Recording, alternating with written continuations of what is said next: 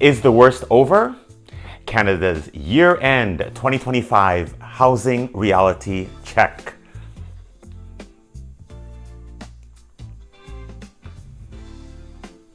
Market mood.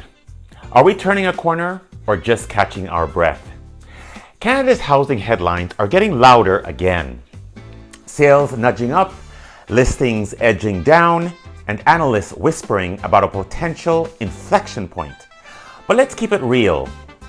This isn't a breakout, it's stabilization. A slow tightening, not a surge. Ciao.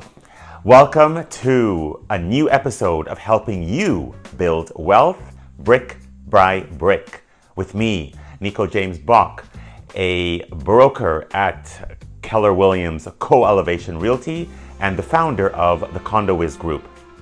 Prices are basically flat and buyers are cautiously re-entering the pool. More toes in the water rather than cannonballs. The smart money sees this as groundwork for recovery, not the recovery itself. The big forces, what's really driving the next 12 to 18 months? The next phase of the market won't be decided by a single CREA report, that's the Canadian Real Estate Association. It's going to be driven by the economy at large. Slower job growth, global trade uncertainty, and cooling population growth are still dominant pressures.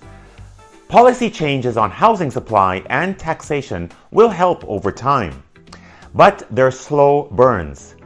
If you want the real signal, watch labor numbers, immigration flows, and rate cuts, not the month-to-month noise. Rate watch, a 25 basis point cut? Don't hold your breath. For the upcoming December 10th Bank of Canada meeting, expectations for a rate cut are hanging by a thread. Roughly a 13% chance. Inflation is cooling, 2.2% year over year, but not enough for the central bank to move boldly. Translation? Borrowing costs stay elevated, pressure stays high, and the relief rally many are hoping for likely waits until the spring of 2026. Condo market crisis. How bad does it get?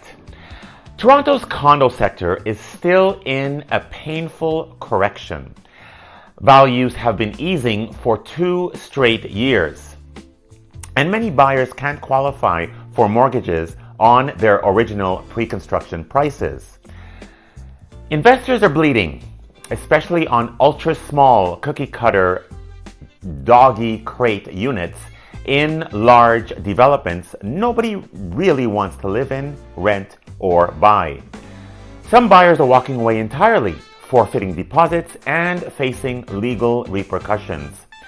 Most outlooks now point to the third quarter of 2026 for the start of a rebound, and 2028 for a fully healthy market. Those that don't have to sell should hang on tightly.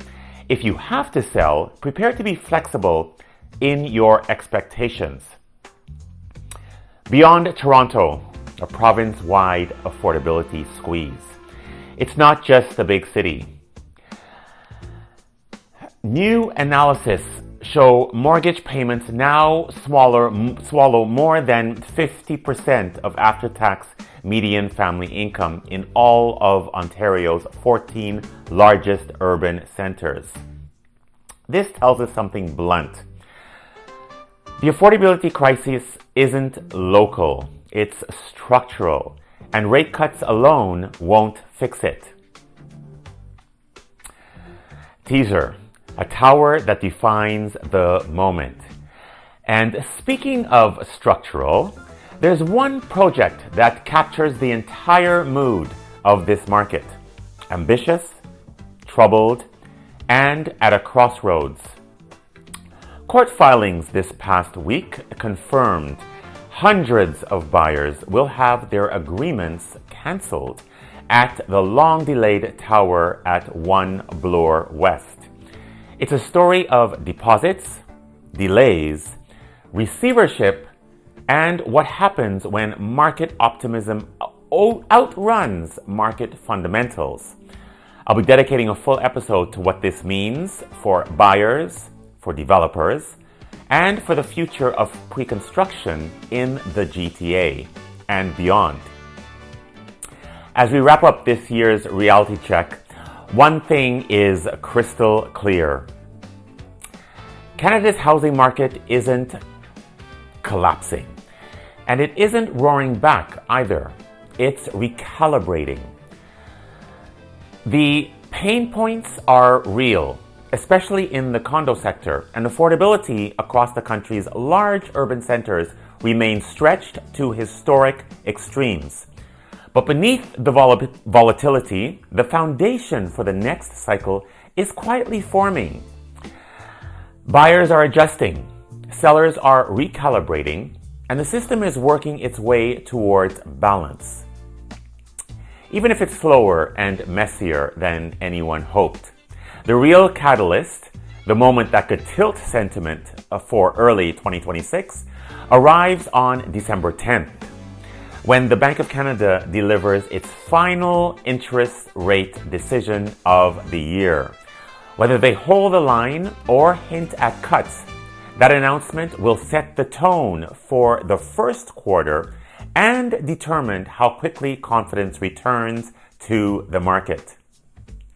So stay tuned, stay sharp, and stay ready, because the next chapter of this market is just around the corner.